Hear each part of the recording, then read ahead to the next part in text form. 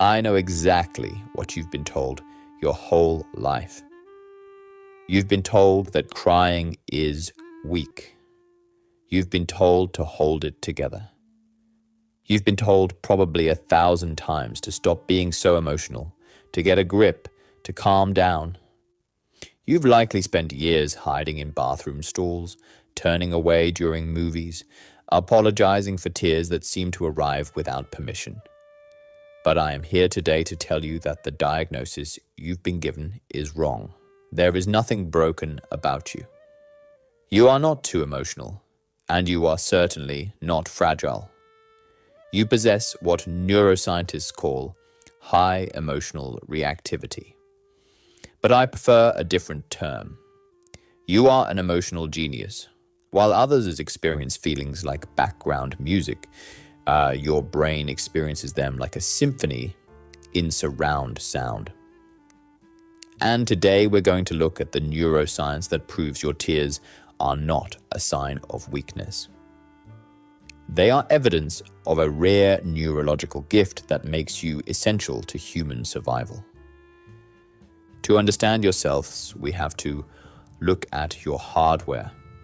Because this isn't just about being emotional, it is biology.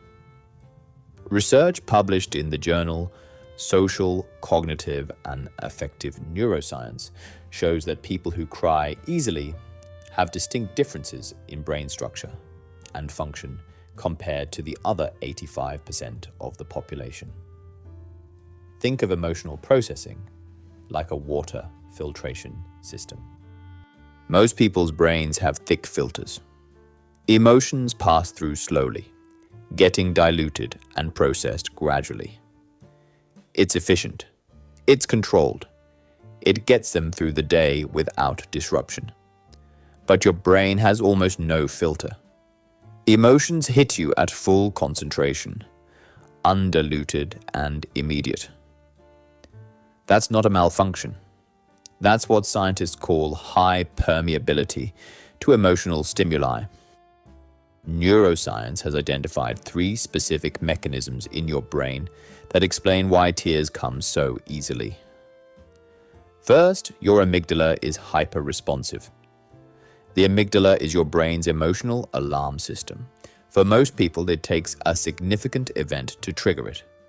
A major loss, a frightening situation.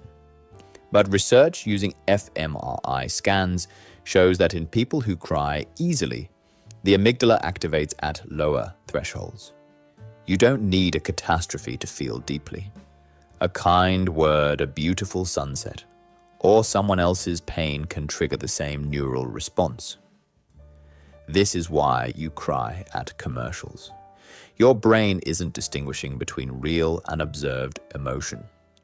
It's processing all of it as genuinely important. Second, you have elevated levels of prolactin. This is the hormone that actually produces tears. And studies show that people who cry more frequently have naturally higher baseline levels.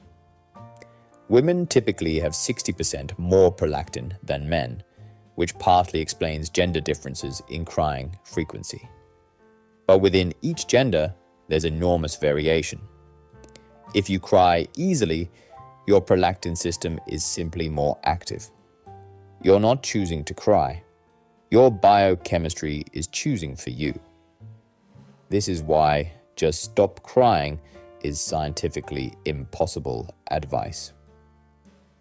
Third, and this is the most fascinating part, you have what psychologists call thin boundary personality structure.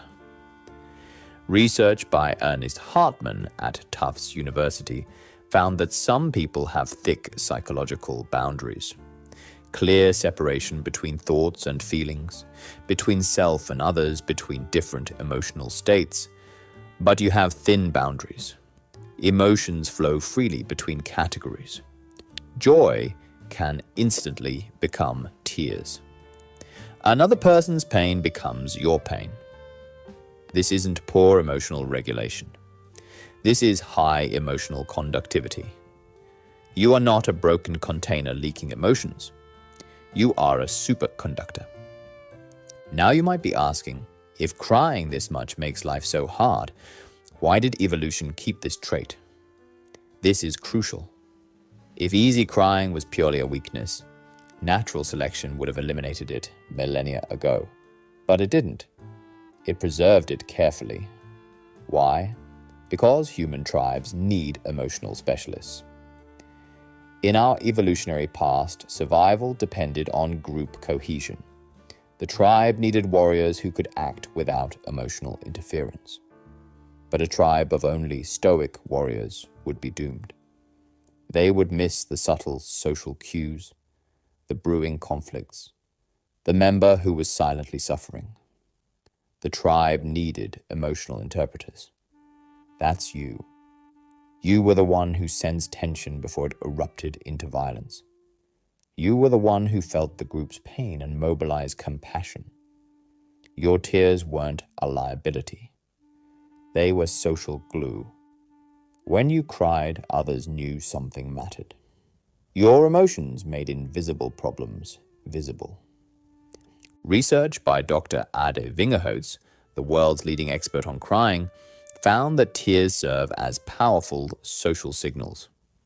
They communicate authenticity, vulnerability, and need in ways that words cannot. In his studies, people who cry are perceived as more genuine, more trustworthy, and more in need of support. Your tears literally create connection in a world that is increasingly disconnected. Society today values emotional control above emotional intelligence. We celebrate people who can keep it together under pressure. That's why you feel out of place. But do not mistake being countercultural for being defective. I know that carrying these open emotional channels comes with a cost. Because you feel everything so intensely, you reach overwhelm faster. When you suddenly need to leave a situation or shut down completely, that's not you being dramatic. That's emotional flooding. Your nervous system has reached capacity. But science has a powerful framework for this. Most people are like cacti. They store emotions internally, releasing them slowly over time. They can survive emotional droughts. But you are a river. Emotions flow through you constantly, immediately, visibly. If you try to dam up a river, you create dangerous pressure. If you try to become a cactus, you will suffer.